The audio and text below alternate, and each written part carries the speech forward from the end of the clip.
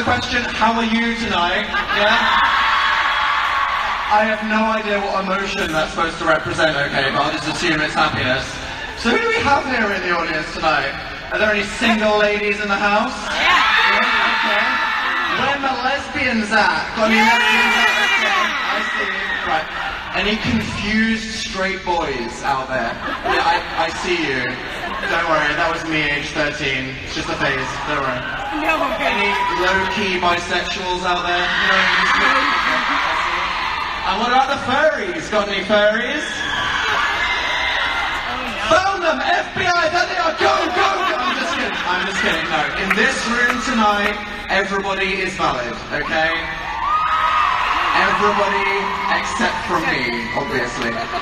To be honest, I'm just happy that I was correctly introduced as Daniel Howell there, because I don't know if you saw this, but I tweeted the other day, but as you can see in this photo, Vidcon printed "Dan is not on fire" on my official pass. No. It's not funny. No. How many times have I been to this event? Do I deserve this? Yeah. They did me really dirty though, don't they? But here I am, and you know, after my long, painful, emotional break, I am back, and it turns out I was a massive queer the whole time.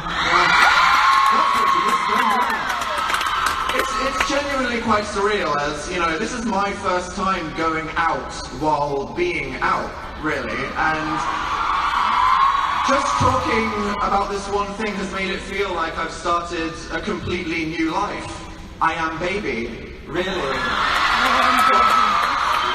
Big baby. On the inside I am small baby. Physically, I am very tall baby. It's getting very weird. What I'm trying to say is this is an exciting time for me, right? It's a very special year for Vidcon too, because this is the 10th Vidcon, which is crazy.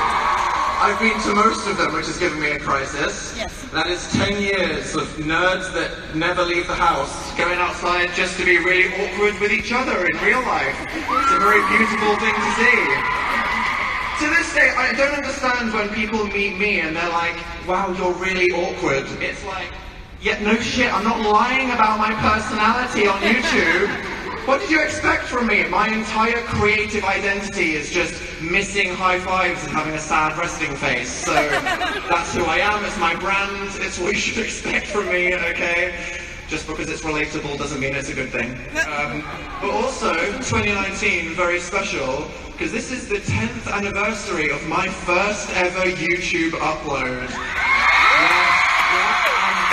And anyone that makes the Hello Internet reference is going to catch a block, so don't do it, okay? No, what the hell is wrong with you? I shouldn't have even referenced it, should I? But no, there it is. I have been doing the same thing for an entire decade. We are all dying. Yes, we are. You're dying. You're dying. Yes, you are. Sorry. Just to say, is anyone in this room 10 years old or younger? Just, okay, couple hands. Oh, don't mind me, just gonna yeet myself into oblivion. That's nice, okay. Not gonna think about that. But let's be real, when I say 10 years of YouTube uploads, it hasn't been a consistent 10 years, has it? Let's be real. Does it count as 10 years if I didn't actually upload a proper video for 15 months? I mean, I logged in every now and then. I think I remember the password, maybe. I was never one for the weekly upload, because my creative process was, you know, a lot of having an existential crisis, banging my head on the carpet for 3 days, writing, and then just dragging around the camera and filming myself in the bathroom or something. 10 years is a long time to do something that frickin' weird, okay? I have a very strange life. And I have commitment issues, so doing this one thing for such a long time, I'm very impressed with myself. It's like, thank you, oh, you're impressed with me. I don't like it though. I like to rebel. I don't commit to anything. If someone says, please keep your arms and legs inside the vehicle, I'm like, don't tell me what to do. Maybe, I mean, I don't want to, but what if I want to just stick my leg out, splat? So I'm quite impressed with myself. But after I uploaded my Trying to Live My Truth video, that was all about authenticity and the fact that you have to be honest with who you are if you want to be happy, I just vanished from the internet. I mean, not completely, because, you know, I was still shitposting on Twitter and desperately craving attention on Instagram and caring way more about a Sim's life than my own life on a gaming channel. And like a whole world tour thing that happened. But my channel was just mysteriously empty, which made the question of the first half of 2019, where the hell is Dan? Where'd he go? What he doing when suddenly, a year without uploading, he comes back with a 45-minute long video? No, it's not a good thing. The audacity of me to upload such a long video to YouTube. What was I don't respect your time. And I didn't even give you a good performance. I didn't even cry like a beauty guru addressing some drama. I gave you nothing. I'm there telling the most serious, heartfelt story of my entire life, and I just stand there like making off puns. I have some emotional issues, clearly. I bet some people thought, oh, Dan uploaded, I'll just watch this quickly in bed. Half an hour later, oh my god, we get it, you're gay, hurry up, Jesus, my arm hurts. I'm so disrespectful. But, you know, that's not all, because this year I did in fact do something in my personal life that no one knows. It was a big commitment. It's something that I put a lot of time and energy into, and it ended up being a very intense journey that was, you know, something, for me, being quite a mysterious, secretive person that doesn't like to share, because I'm full of shame and other reasons, I never told the internet. But do you want to know what this thing was? Okay. Earlier this year, I signed up to run the London Marathon that happened in April. There was a mixed reaction from you guys there, because yes, anybody that knows me was kind of doing a little laugh there, because Daniel Howling, it's actually an oxymoron for exercise. Yeah, it's literally the complete opposite. Recreational activity, I've never done it. I've never chosen to exercise, never did sport, ever, skipped every single games lesson at school. The most exercise I've ever chosen to do is playing Dance Dance Revolution, okay? And that's me peaking. Which, by the way, I am amazing at, and if I go into some house and there's some 4-year-old girl on a dance mat doing some bad cover of Black Eyed Peas, I will kick her ass, okay? With no remorse. I will destroy her, but I digress from the story. So running more than once, that was something completely new to me in my entire life. So why the hell did I decide to do this, right? Well, I thought that me running a marathon would actually be a great idea for several reasons. Firstly, if I train to run a marathon, then I'll just naturally become really fit and healthy. All these years of trying to eat right and exercise for no reason, no, if I do this, it'll just happen automatically. Genius, right? And you know, good physical health, it helps your mental health. And if I had abs, I'd probably be naked on Instagram all day, so there's lots of angles to this, right? Also, importantly, the whole point of the London Marathon is that it's an opportunity to raise money and awareness for a charity. And that's a really good thing to do, right? Especially with someone with my platform, because not only does it help make the world a better place, but it would make me look really good, which is also really important, and I'll enjoy that feeling because I have no time for altruism or no need for it, okay? Enjoy being a good person. As well as that, I figured it would just be quite a good story. Because, you know, me, a young British guy that has publicly struggled with mental health, overcoming all of it in this epic test of physical and mental endurance, to say, hey, no depression, anxiety, paranoia, various food addictions, gay trauma, etc. I stomp on you with my chunky running shoes, symbolically conquering all the issues of my life. It would be a really good story, wouldn't it? Well, I bet you all know where this is going. This is a past tense story I'm telling right now. And don't get me wrong, okay? I trained for this marathon in those wet, cold winter months. I was out there jogging in shorts a few times, and it was very difficult because I literally couldn't run 100 meters without being on the verge of death, but I signed up to it, which is a very formal, intimidating process, and I told people, because personally, nothing motivates me like guilt and shame. It's the fear of disappointing people, you know, that's what really gets me up in the morning. So I told my family, and I told my friends, and they were like, wow, you gon' die. This is I mean, you go, Dan, yeah, you got this. This is amazing. I felt so much love and encouragement from the people around me, but still, I didn't feel confident enough to tell all of you and people on the internet because the stakes were so high, and if I failed, you know, if I just fell over halfway through, that would have been humiliating, which is, you know, a shame, because I'm sure your support could have made all the difference to me, but I gave it my best training for this race, and I guess the moral of this story is that sometimes your best actually isn't good enough. It isn't. That's how. Oh, you're so sympathetic. And then some of you are like, yeah, two different kinds of people in this room.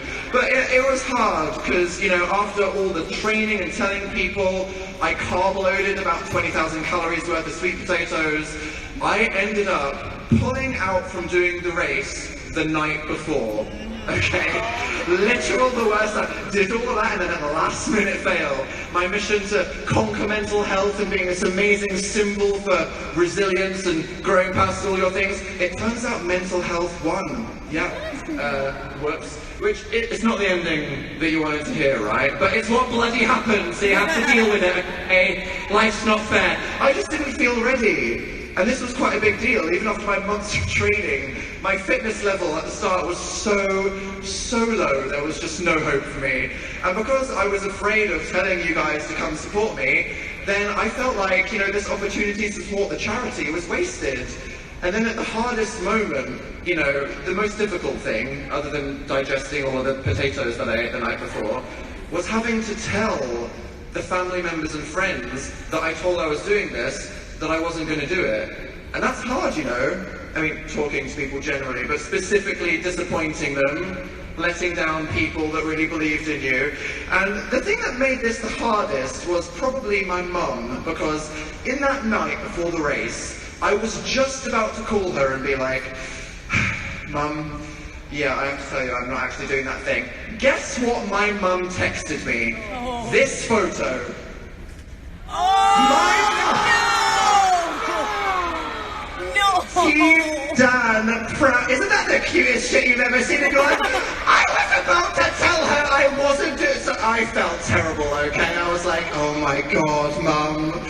I'm so proud of you. I'm going to be there with a t-shirt. I didn't tell you to make t-shirts, Mum. Oh my god. So that was hard, telling everyone I wasn't doing it. But their initial responses were nice. You know, they were like, it's okay. Don't beat yourself up, I'm sure you can do it some other point in the future. I'm proud of you for just trying. But a couple weeks later, after a few more conversations, suddenly the real tea started to spill itself. My mum said to me, to be honest, I thought it was a bad idea that you signed up. Oh, okay. My friends, yeah, when you told us, we were like, oh, Dan, really, that's never going to happen. Excuse me? You just spent months cheering me on. What the hell, people? You know that paranoid thought in your head of, everyone's being really nice, but what if they're all lying and actually nobody believes in me? This was literally that happening to me in the most extra way possible. So thanks, I guess, but it wasn't a total disaster. I did increase my fitness level from 0 to 1. Yes. I got to actually explore London for the first time after living there for 5 years, as I never actually went outside before. But in a way, me saying no at the last minute was a victory in itself, okay? Sometimes in life we feel all this pressure to do things just because we feel like it's the right thing to do, what other people are telling us to do, or what society wants. And, you know, to say, I'm going to be honest with myself, I can't do that, or just, I actually don't want to do that thing, that's the right decision. So, yeah, epic fail, I didn't run a marathon this year, but I learned to be okay with trying something out of my comfort zone and being totally comfortable with accepting defeat. So, yeah. Other than coming to terms with how gay I was and thinking about the rest of my career, that is the time that I failed to run a marathon and what the hell I was actually up to for several months earlier this year. That's the truth. And you know, it's strange that sharing these stories and the details with my life are so important to me and to a lot of you, especially making myself less available this year so I could go take the time to deal with my sexuality and do a load of running for no reason. You know, it was good and it was bad, but reflecting on all the things that I've been doing on recent years and, you know, what I want to keep doing in the future, it made me think why and what my life would have been like if 10 years ago when I made that Hello Internet, what if I just thought, that's not worth my time uploading a YouTube video? What would my life have been? It would have been very different. I am saying worse, okay, just for the record. You're all staring at me like, Dan, excuse me. No! My internet career's a good thing. Mostly. Betcha I'd still have all the same problems, though, if I finished law school and ended up as like a weird barrister somewhere. I'd be just as awkward and sad and secretly gay. But instead, you know, my life is a journey that I chose to express on the internet because, after all, what is better than just suffering? Monetizing that suffering. No, I'm kidding. But what I've learned over this decade is whether it's telling you all the reasons why Dan's a fail, or admitting all these horrendously embarrassing stories like how I got fired or kicked out of the USA to the Bahamas, that's the thing that happened, or talking about depression and authenticity and sexuality, it's that by creatively expressing these things, it helped for me to process them and accept them. And if telling these stories helped any of you, well then that's just lovely, isn't it? It was all worth it, all the pain. So thank you to everyone here in this room today and everyone watching this on the internet for everything that's happened in the last 10 years. And that's what's next for Dan. Do you want to know what my next hot piece is? Bitch, I don't know what I'm having for dinner later. Do you think I've planned the rest of my whole career? No. I feel like I've just entered this new chapter of my life. I want some time to reassess and reflect and decide what I want to do instead of just jumping straight back into things. But don't worry, you know, some things never change. And as this decade on YouTube has shown us, it is very clear that I will always be that incredibly awkward guy named Dan that will happily tell the stories of all the bad things that happen in my life so you feel better about yours. You're welcome. Thanks.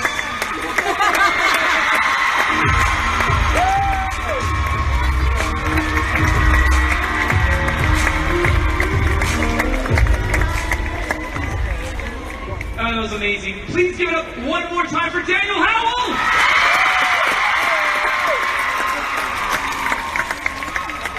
Our next performer is super multi-talented. She can sing, she can act, She can dance. She is a storyteller. She is a writer. The list is endless. and this is exciting. Please help me welcome Gabby Howell!